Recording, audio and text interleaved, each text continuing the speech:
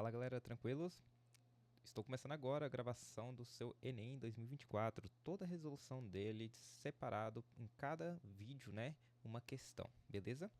Então vamos lá, esse daqui é o caderno amarelo, ok? A gente vai fazer todas as questões com referência nesse caderno amarelo. Então vamos lá. Suponho que você já tenha lido a questão 95, e a partir dela eu vou resolver. Então vamos lá.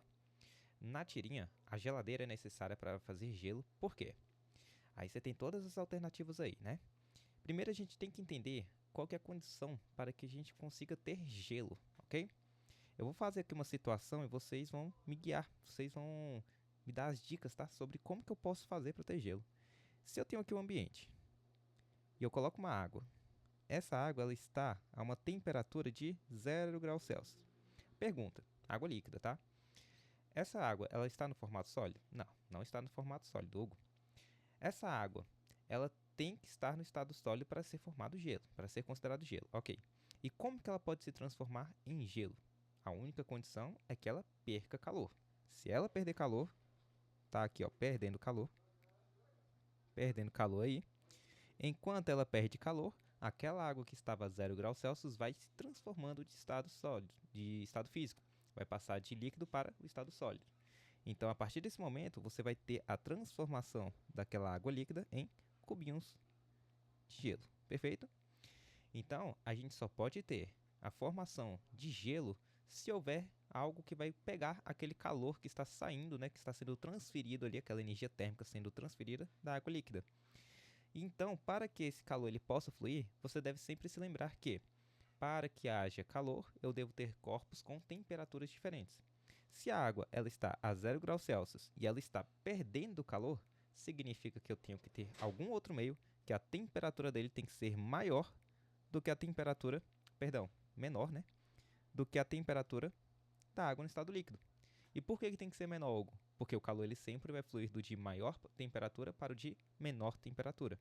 Nesse caso aqui, a gente pode imaginar como se essa temperatura menor fosse, por exemplo, 5 graus Celsius. Então você tem menos 5, né? Menos 5 graus Celsius.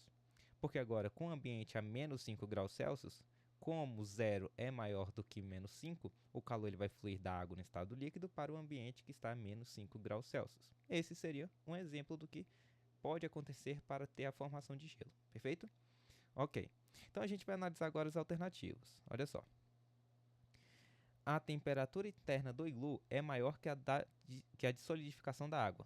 De fato, se a temperatura interna do iglu ela é maior que a de solidificação da água, isso significa que não pode acontecer isso daqui. O calor sair da água e ir para o gelo, pois a temperatura externa ela é maior. Na verdade, aconteceria o contrário, né?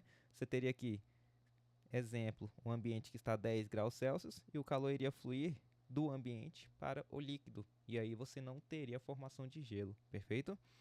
Então, nessa questão aí, o gabarito seria qual? O gabarito já seria a letra A.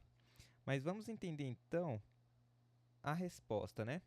Ele fala então que a temperatura interna do iglu é maior que a de solidificação da água. Beleza. E o que a geladeira vai fazer então? A geladeira ela vai fazer justamente esse papel de ser o ambiente com a temperatura menor. Porque se a temperatura é menor da geladeira, a água que está no estado líquido a 0 graus Celsius vai ceder calor para aquele ambiente que está numa temperatura menor, que seria a geladeira. Então, tudo isso daqui que eu escrevi, a gente pode interpretar como se fosse o processo que acontece dentro da geladeira. Perfeito? Então, gabarito aí, item A. Vamos para o próximo.